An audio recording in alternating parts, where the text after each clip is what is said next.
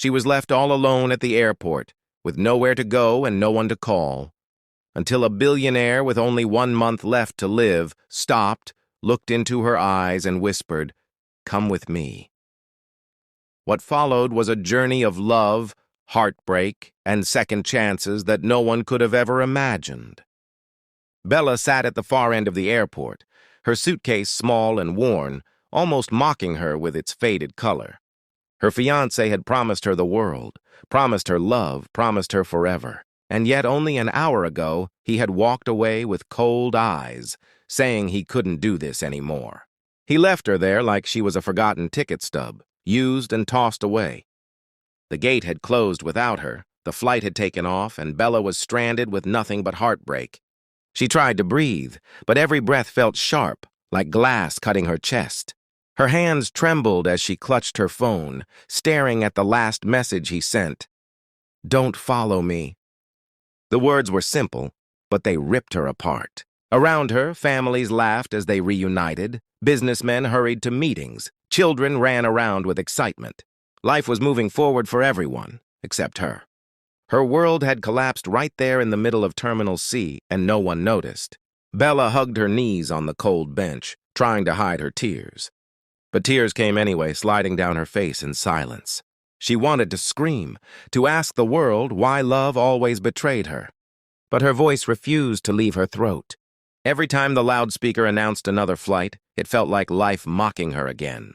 Flight to Paris boarding, flight to Los Angeles boarding. Every destination was calling, but not for her. She had nowhere to go. Her stomach growled, but she had no appetite. She could barely afford the ticket her ex-fiancé had paid for, and now even that chance at a new life was gone. She thought of calling her mother, but she couldn't. Not after ignoring her warnings about the man who left her. Her legs ached from sitting, but she didn't move. She felt if she stood up, the weight of reality would crush her. So she sat, lost, invisible, as hours ticked away. Passengers came and went, but nobody looked twice at the girl with swollen eyes and a trembling heart. She felt like a ghost, present but unseen, alive but not living. Bella whispered to herself, "Why me? Why always me?" Her voice cracked and she buried her face in her hands. At that moment, a shadow fell over her. She froze, sensing someone had stopped right in front of her. She slowly lifted her head, her tear-filled eyes meeting the gaze of a man who didn't look away. Unlike the others, he didn't rush past. He didn't pretend not to notice. He stood still, his expression unreadable, as if he saw through her broken soul. Her heart skipped, confused. Who was he? Why was he staring at her like she mattered? For the first time in hours, Bella felt something shift inside her, a flicker of suspense, a whisper of fate. She didn't know yet that this stranger was about to change her life forever. And she didn't know that behind his calm blue eyes was a secret darker than her heartbreak. But destiny was already moving, and it had chosen this airport bench, this broken girl, and this man carrying a hidden countdown in his chest. Mickelson walked through the airport with slow, steady steps, his tall frame commanding attention without him even trying. People turned to look at him, but not for long. He was used to being admired from afar, envied, even whispered about.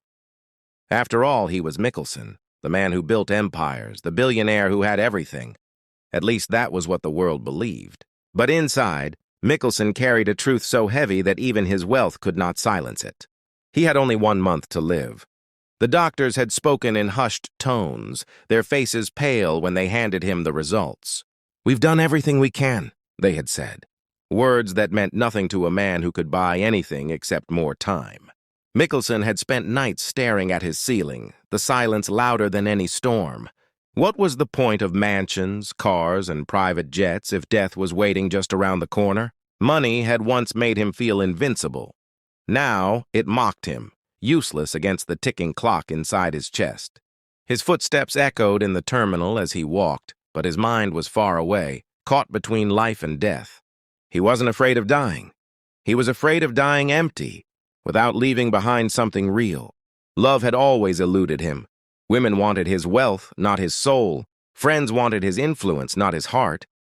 And so he had accepted loneliness as his only true companion. He had planned to take one last trip, to vanish quietly into the horizon, leaving no trace of his pain behind. But then he saw her, a girl sitting alone on a bench, her shoulders trembling as she tried to hide her tears. Her suitcase was small, her clothes simple, her eyes red from crying, but there was a raw beauty in her sadness. She looked lost, abandoned, as if life itself had betrayed her. Something stirred in Mickelson's chest, something he hadn't felt in years. It wasn't pity. It wasn't curiosity. It was a strange pull, an invisible thread that drew him toward her. His eyes locked on her, and for a moment the pain of his illness faded. He could have kept walking. He could have boarded his private jet and disappeared, leaving her to her sorrow. But he didn't. Instead, his legs carried him closer, step by step, until he was standing in front of her. She didn't notice at first, too consumed by her grief. But when she lifted her head, their eyes met, and something unexplainable passed between them. Her brokenness spoke to his brokenness. Her silence echoed his silence. And in that instant, Mickelson made a choice. If he had only 1 month left, he wasn't going to spend it alone. He wasn't going to waste it on boardrooms or empty parties. He was going to take a chance on the stranger who sat before him with tear-stained cheeks and a heart desperate for hope. Little did Bella know, the man in front of her wasn't just a stranger. He was a billionaire with a secret ticking inside him. And he was about to offer her a choice that would change both of their lives forever. Bella felt her heart skip when the tall man finally spoke. "You've been sitting here too long." His voice was deep, calm, yet carried something strange, like he had walked through storms she couldn't see. She blinked, unsure if he was truly speaking to her. I don't know where else to go," she whispered. Mickelson studied her carefully. He noticed the way she clutched her suitcase, like it was her last shield in the world. Her eyes, red from tears, still had sparks of strength hidden in them. He could have asked her name, could have asked about her pain, but instead he said something unexpected. "Then come with me." Bella froze. Her breath caught in her throat. "What?" she asked softly, almost afraid she had misheard. "I said, come with me," Mickelson repeated, his gaze steady, unwavering.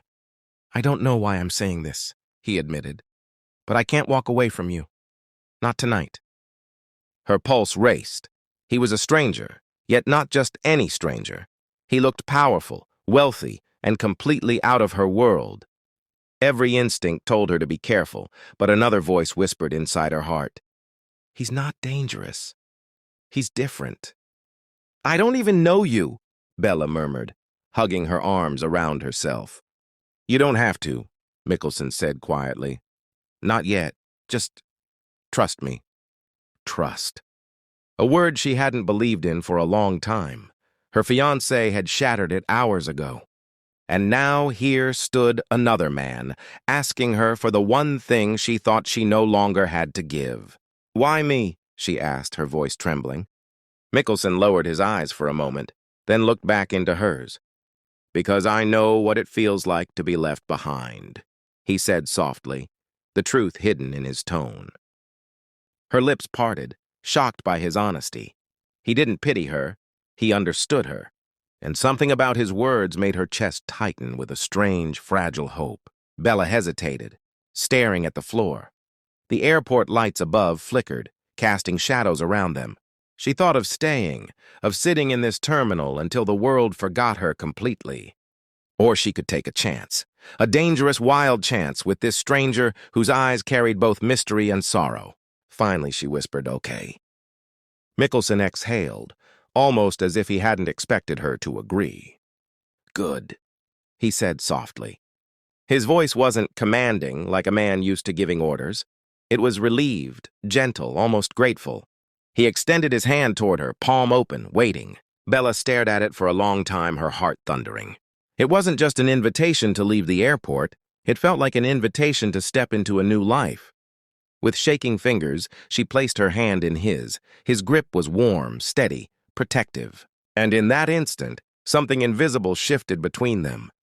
As they walked out of the airport together, Bella looked at his strong silhouette and felt a whisper of curiosity. Who was this man? Why did he choose her? And what kind of secret was hiding behind those blue eyes? She didn't know the answers yet, but she knew one thing. Her life would never be the same again. And deep inside Mickelson's chest, beneath his calm exterior, the countdown of his final month ticked on. The car waiting outside the airport wasn't flashy like Bella expected. It was simple, elegant, and quiet, just like the man who had taken her hand. She sat in the back seat beside him, her heart racing as the city lights blurred past the window. Neither of them spoke much, but the silence wasn't empty. It was heavy with unspoken questions, with the mystery of two strangers thrown together by fate. When the car stopped at the edge of a private estate, Bella gasped. Tall iron gates opened, revealing a mansion that looked like something out of a dream.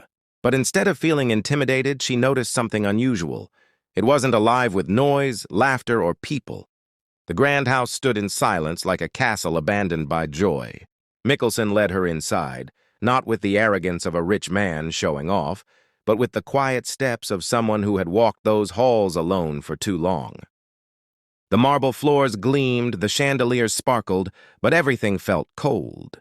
Bella realized this wasn't a home, it was just a house. "Are you hungry?"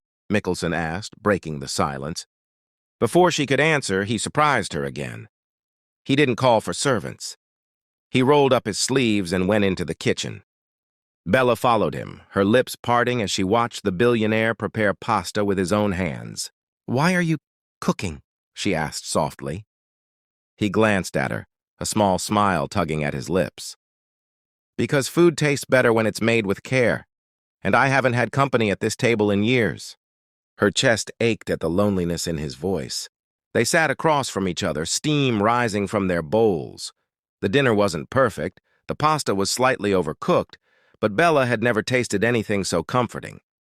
She laughed when he tried to sprinkle too much cheese, and the sound of her laughter echoed through the empty dining hall like a melody the house had been waiting for. Over the next days, something unexplainable blossomed between them. Mickelson didn't fill her time with luxury, he filled it with experiences that touched the heart. One night, he took her on a midnight boat ride across a still lake. The stars reflected in the water, and Bella tilted her head back, smiling for the first time in weeks. "You look alive again," Mickelson said softly, watching her glow in the moonlight. Another day, he guided her through hidden gardens behind the mansion. Roses, tulips, lilies, flowers she had never seen before, bloomed in colors that seemed almost magical. "You planted these?" Bella asked in awe. He nodded, his eyes distant. "When life feels like it's slipping away, you learn to leave behind beauty." Their evenings were filled with conversations that went far deeper than she expected. He didn't ask about her ex or her past.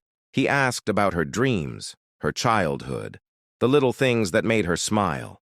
And she, in turn, asked about his life. But whenever she came too close to the truth about his pain, he would change the subject with a gentle smile. Still, Bella noticed. She saw the tiredness in his eyes some mornings, the way he sometimes clutched his chest in secret when he thought she wasn't looking. She didn't understand it yet, but her heart whispered that something was wrong. As days turned into nights and nights into mornings, they built a rhythm. They cooked together, walked in the gardens, played piano in the silent hall. Every moment felt borrowed, yet precious, like a fragile glass treasure they held between them. And somewhere in those days, Bella realized she wasn't just healing. She was falling in love. Not with his mansion, not with his money, but with the man who listened, who understood, who saw her not as broken, but as whole. And Mickelson, the man who had accepted death as his shadow, started to want something he had forbidden himself to desire. He wanted life. Because for the first time in years, life had given him something worth fighting for. It was a quiet evening when Bella found the truth. Mickelson had gone to his study after dinner, leaving her to wander through the endless halls of the mansion. She had grown comfortable in the house now, yet every door she passed seemed to whisper secrets. Her steps slowed when she saw the study door slightly ajar. Inside, stacks of papers, books, and a large oak desk filled the room. But it wasn't the wealth of knowledge that caught her eye. It was the small collection of bottles neatly lined on the desk. Bella stepped closer, curiosity tightening her chest. She picked one up and read the label. Her heart stopped. They weren't vitamins, they weren't painkillers. They were strong medications, ones used only for people fighting against time, clinging to whatever chance they had left. Her hand shook so badly the bottle nearly slipped from her grasp. "Mickelson," she whispered under her breath. A sharp sound behind her made her spin. He was standing at the door, his eyes shadowed, his jaw tight. "You shouldn't be here," he said softly. But there was no anger in his tone, only weariness. Bella held up the bottle with trembling fingers. "What is this? What's wrong with you?" For a long moment, silence filled the room. He didn't move. He didn't breathe. Then, with a sigh that seemed to carry the weight of 1,000 battles, Mickelson stepped inside and closed the door. "I wanted to tell you," he said quietly, his voice low, broken. "But I didn't know how." Tears filled Bella's eyes. "Tell me what?"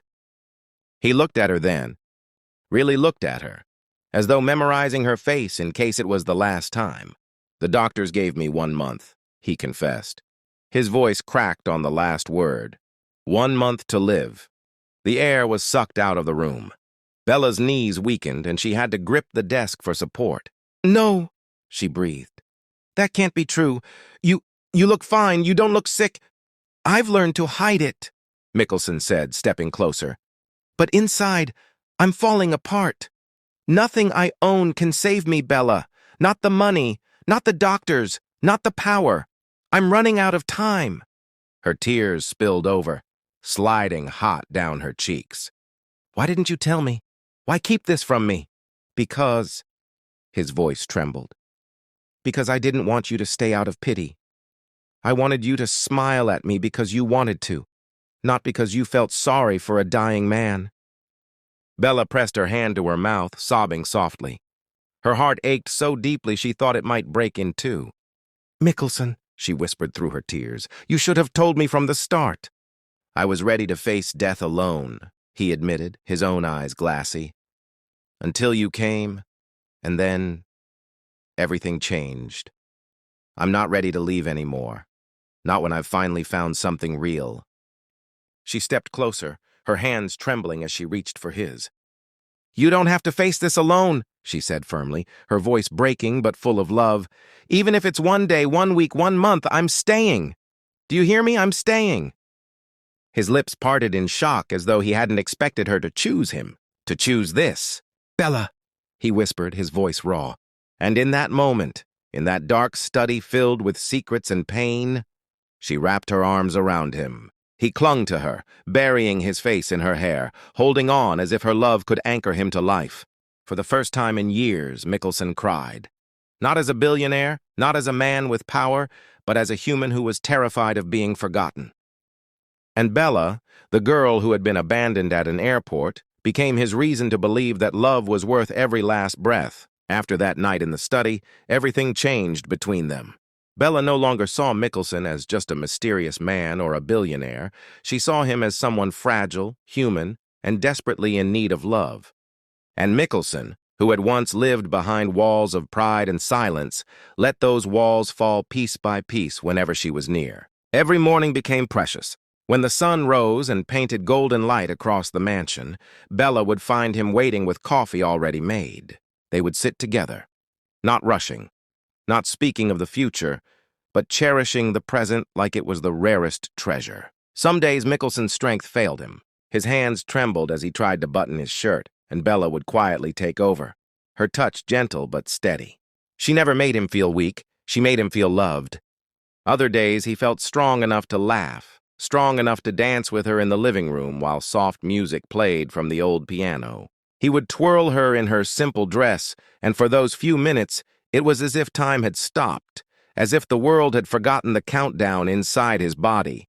Late at night, when the pain kept him awake, Bella would sit by his side, holding his hand. "Tell me a story," she'd whisper, her voice soft in the darkness. And he would tell her memories, not of his wealth or his empire, but of his childhood, of the little boy who once dreamed of planting apple trees in his backyard. She listened to every word, reminding him that his life had always mattered, that he had always been more than his fortune. One evening, when the stars shone brighter than usual, Mickelson pulled her into the garden. He was pale, his breathing uneven, but his eyes glowed with something fierce. "Bella," he whispered, his voice breaking. "I thought I understood power. I thought money gave me control. But it's nothing compared to what you've given me. You've made me want to fight. You've made me want to live." Her tears slipped down, but she smiled through them. "You're not leaving me, Mickelson, not yet. Not when our love is stronger than time." He kissed her then, slow and tender, as if it were both a promise and a prayer. And in that kiss, something miraculous happened. His heart, which had been weakening day by day, beat stronger. The doctors had been wrong. His body, fueled by love, began to resist the shadows of death. Weeks passed, and instead of fading, Mickelson grew steadier. He still carried his illness, but his spirit no longer surrendered. Together they faced each sunrise as a victory, each sunset as a gift. And one morning, as light streamed into the room, he knelt before her in the garden of roses he had once planted for no one. "Bella," he said, his voice trembling with love, "I don't know how much time I have, but I do know this. I want every second of it with you. Will you marry me?" Bella's tears fell freely as she whispered, "Yes, 1,000 times yes." The mansion that had once stood silent and cold now echoed with laughter, warmth, and hope. The girl who had been abandoned at the airport had found not just love, but a man whose soul matched hers. And the billionaire who had counted his last days discovered that love could give him something richer than eternity: purpose.